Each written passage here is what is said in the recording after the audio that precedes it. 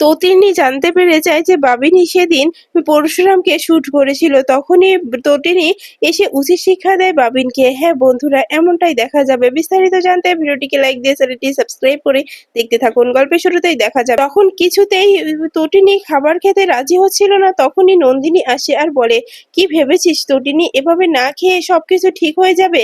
সবকিছু ঠিক হবে না। তুই কি ভেবেছিস তুই না খেয়ে থাকলে তোর বর ফিরে আসবে? না, কখনোই ফিরে আসবে না। তাই নিজেকে শক্ত কর তটিনী, তোকে খাবার খেতে হবে, তোকে বাচ্চাদের খেয়াল রাখতে হবে। তুই এভাবে সবকিছু থেকে এড়িয়ে যেতে পারিস না মা, তুমি তোমার মেয়েকে বোঝাও। তখনই দীপালি বলে, আমি তো সে কথাটি বারবার করে বলছি নন্দিনী, যে তটিনী দিয়ে খেতে, কিন্তু তটিনী কিছুতেই রাজি হচ্ছে না, শুধু এক কথা নিয়েই বসে আছে। তখনই তটিনী বলে, মা আমি কি করে খাবো? আমার বর আমাকে খাইয়ে দিত প্রতি রাতে, ও এসে নিজে হাতে খাবার খাইয়ে দিত আমাকে, আমাদের তিনজনকেই। আজকে ও নেই, আমি কিছুতেই মেনে নিতে পারছি না। তখনই দেখা যায় যে তখনই দীপালি বলে, যে এই যা কিছু হয়েছে তুই ভুলে যা মা। তখনই তটিনী বলে, মা এই সব কিছু কি ভুলে যাওয়া এতটাই সহজ হবে আমার জন্য? হবে না মা, আমি এত সহজেই সবকিছু ভুলে যেতে পারবো না।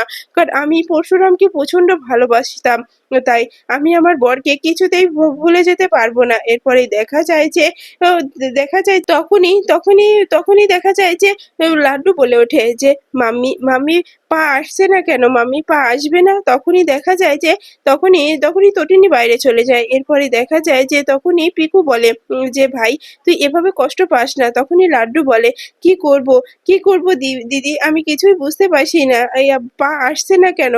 পার জন্য আমার খুব খারাপ লাগছে। পা কি আর আসবে না? তখনই পিকু বলে, না না, না না ভাই, আসবে, পা ঠিক আসবে, পাকে আসতেই হবে ভাই, তুই একদম ভাবিস না, পা আসবে, পায়ের কিছু হতে পারে না। এরপরে দেখা যায় যে লাড্ডু পিকুকে জড়িয়ে ধরে কান্নায় ভেঙে পড়লে তখনই পিকু বলে, যে কান্নাকাটি করিস না ভাই, সবকিছু ঠিক হয়ে যাবে। মাম্মি তো বলেছে পাকে ফিরিয়ে আনবে, পা আমাদের কাছে ফিরে আসবে। তখনই লাড্ডু বলে, সবাই বলছে যে পা নাকি স্টার হয়ে গেছে। তখনই পিকু বলে, না না, না পা স্টার হতে পারে না, পা ঠিক ফিরে আসবে আমাদের। এরপরে দেখা যায় তখনই পিকু বলে, তুই একদম একদম ভেঙে পড়িস না ভাই, সবকিছু ঠিক হয়ে যাবে। এরপরে অন্যদিকে দেখা যায় যে তটিনীকে নিয়ে দীপালি নিচে নেমে আসে তটিনীকে কিছু খাবার খাওয়ানোর জন্য। তখনই নেশাগ্রস্ত অবস্থায় বাড়িতে আসে বাবিন, আর বাবিনকে দেখে তটিনী বলে, যে কোথায় গিয়েছিলি তুই, আর এই নেশা করে এই ড্রিঙ্ক করে বাড়িতে ফিরেছিস কেন? তুই এটা করেছিস? তখনই বাবিন বলে, এটা আমার বাড়ি, আমার আমার কি ইচ্ছে হবে কি ইচ্ছে হবে না সেটা কি তোর কাছে জিজ্ঞাসা করে আমি করব? আমার কাছে বাধা দিতে পারবি না তটিনী, তুই তোর নিজের চরকায় তেল দে, আমাকে নিয়ে এতটা ভাবতে হবে না। তখনই তটিনী বলে, তুই কিন্তু খুব বাড়াবাড়ি করছিস। তখনই বাবিন বলে, আমি কোনো বাড়াবাড়ি করছি না, তুই কি ভাবছিস? তখনই দেখা যায় তটিনী বলে, আমার বরকে যখন তিনটা শুট গুলি করা হয়েছিল তখন তুই কোথায় ছিলি? তখনই দেখা যায় যে তখনই দীপালি বলে, যে তটিনী এসব কি বলছিস? এটা ওরও বাড়ি, ও আসতে পারে, তুই এভাবে ওকে জেরা করছিস কেন? তখনই তটিনী বলে, মা আমার এই জেরা করার পিছনে অবশ্যই কোনো কারণ আছে বলেই জিজ্ঞাসা করছি। কারণ তুমি জিজ্ঞাসা করো যে ও কোথায় ছিল যেদিন আমার বরকে মারা হয়েছিল। তখনই দেখা যায় যে তখনই বাবিন বলে, এত কৈফত আমি তোকে দেব না, এই বাড়ি থেকে যা না, এ বাড়িতে পড়ে আসিস কেন? যা, তোর যেখানে বিয়ে দেওয়া হয়েছে সেখানে যা, এখানে এসে কেন আমাকে জিজ্ঞাসা করছিস? সেটা আমার বাড়ি, আমি আমার যা ইচ্ছে আমি তাই করব, যেভাবে বাড়িতে ফিরতে ইচ্ছে করবে সেভাবেই ফিরবো। তুই আমাকে জিজ্ঞাসা করার কে? তুই আমাকে প্রশ্ন করছিস?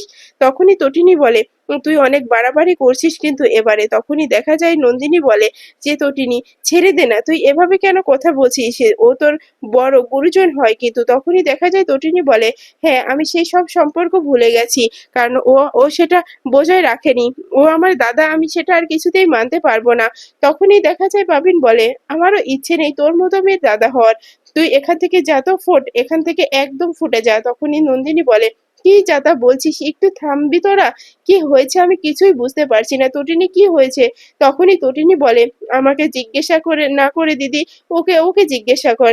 তখনই দেখা যায় যে নন্দিনী বলে, আমি কিছুই বুঝতে পারছি না কিন্তু তোদের কথা। তখনই তটিনী বলে, আমার আমার কথা বিষয় বুঝতে পারছিস না দিদি ভাই, তুই জিজ্ঞাসা কর না ও কোথায় ছিল।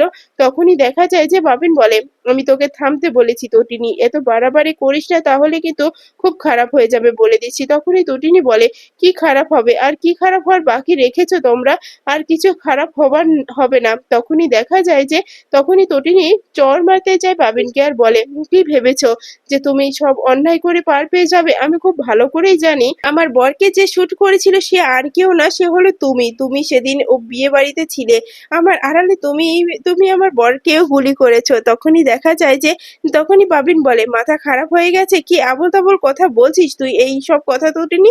তখনই নন্দিনী বলে, তুই পাগল হয়ে গেছিস তটিনী, তুই এভাবে ওকে অপমান করতে পারিস না। তখনই তটিনী বলে, আমি কোনো অপমান করছি না, যেটা সত্য শুধু সেটুকুই বলছি। কি ভেবেছে কি ভেবেছে যে যখন যেটা ইচ্ছে হবে তখন সেটা করবে? আমার বরটাকে শেষ করে ফেললো আর আমি সেটা দাঁড়িয়ে দাঁড়িয়ে দেখবো? না, সেটা কিছুতে হতে পারে না। আমি আমার বরের মৃত্যুর প্রতিশোধ নিতে চাই। এরপরে দেখা যায় বাবিন বলে, দেখ, খুব বাড়াবাড়ি হয়ে যাচ্ছে। তোর বাচ্চাদের মানুষ করার জন্য টাকা দরকার, তো তুই যত টাকা চাস তত টাকাই পেয়ে যাবি। তাই মুখটা বন্ধ করে এখান থেকে চলে যা।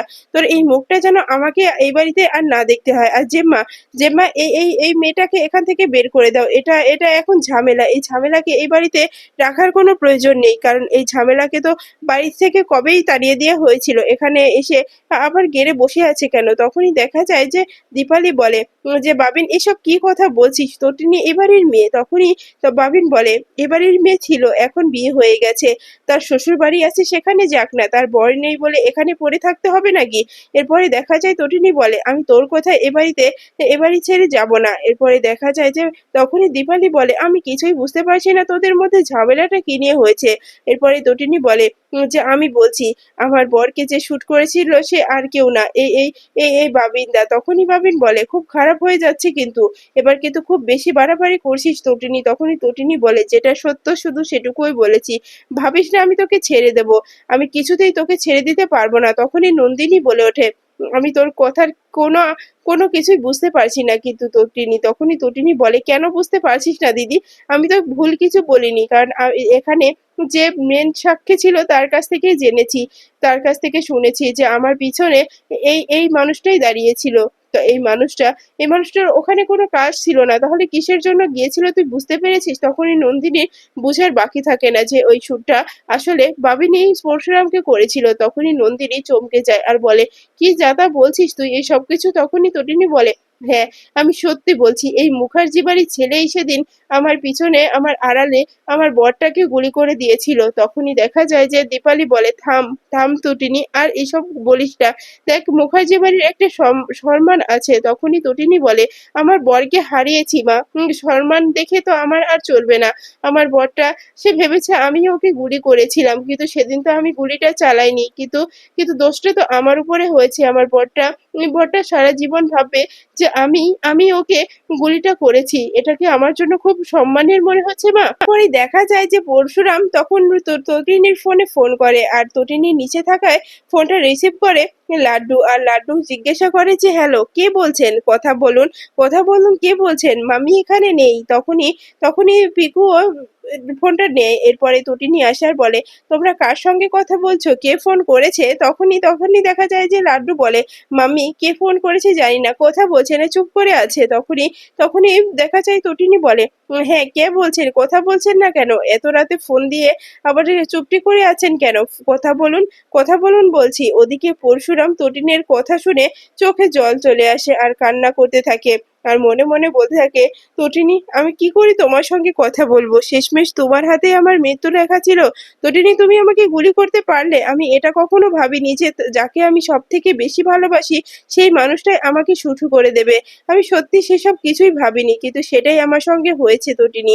এরপরেই দেখা যায় যে তখনই অন্যদিকে তো পরশুরাম প্রতিশোধের নেশা তার উপরে জেগে ওঠে। এরপরে প্রতিশোধের নেশায় যে বাড়িতে বিয়ে হচ্ছিল সেই বাড়িতে এসে সেই গুন্ডাটাকেই শুট করে, আর সে গুন্ডাটা পরশুরামকে দেখে তো প্রচুর ঘাবড়ে যায়, বলে যে, বেঁচে আছেন আপনি, বেঁচে আছেন?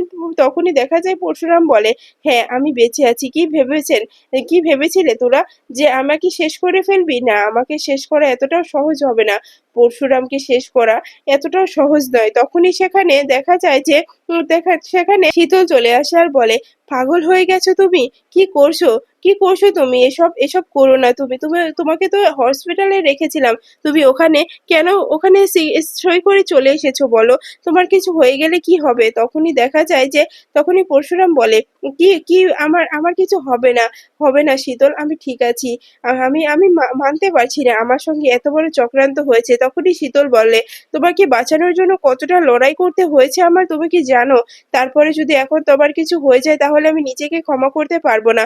চলো, চলো এখান থেকে।" তখনই দেখা যায় শিবপ্রসাদ বলে ওঠে, "না, না শীতল, আমি এখন কোথাও যাব না। আমাকে যারা এই অবস্থা করেছে আমি তাদেরকে ছাড়বো না।" তখনই দেখা যায় শীতল বলে, "কিন্তু এটা সময় না।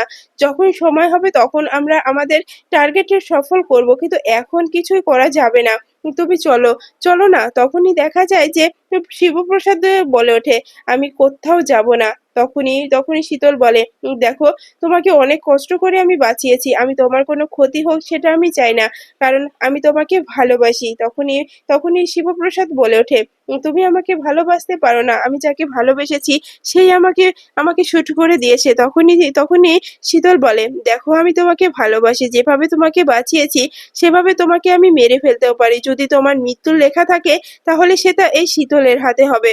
আর যদি তোমার বাঁচা লিখা থাকে তাহলে এই শীতলের জন্যই তুমি বাঁচবে। তুমি অন্য কারোর জন্যে বাঁচতে পারো না। তোমাকে আমি প্রচুর ভালোবাসি। সেই কত বছর আগে থেকেই। তুমি সেটা কখনোই বুঝতে পারবে না শিবপ্রসাদ।" তখনই শিবপ্রসাদ বলে ওঠে, "দেখো, দেখো শীতল, এসব হয় না। আমি যাকে সবথেকে বেশি ভালোবেসেছিলাম সে আমাকে সবথেকে বেশি আঘাত দিয়েছে। তাই এই ভালোবাসা শব্দটা তুমি আমাকে বলো না।" তখনই দেখা যায় যে শিবপ্রসাদের জ্ঞান হারিয়ে ফেলে। এরপরে এই শীতল আবারও শিবপ্রসাদের কে নিয়ে সে হসপিটালে যায় আর সেখানে ভর্তি করে দেয়। এরপরেই দেখা যায় যে ডক্টর বলে যে ওনার কন্ডিশন অনেক খারাপ। উনার শরীরটা অনেক দুর্বল। যেভাবে উনি উঠে গেছেন এজন্য উনার আবারও সমস্যাটা বেড়ে গেছে। ওনাকে কিছুদিন রেস্টে নিতে হবে। তখনই শীতল বলে, "আপনি চিন্তা করবেন না ডক্টর, আমি খেয়াল রাখবো।" এরপরে দেখা যায় শিবপ্রসাদের কাছে এসে বলে যে যে যে এখন আর তোমাকে এভাবে চলাফেরা করতে দিতে পারবো না। তখনই শিবপ্রসাদ বলে যে, তুমি এটা করতে পারো না। আমি এভাবে হাত পা গুটিয়ে বসে থাকতে পারি না। আমাদের পরের টার্গেটটা কে?"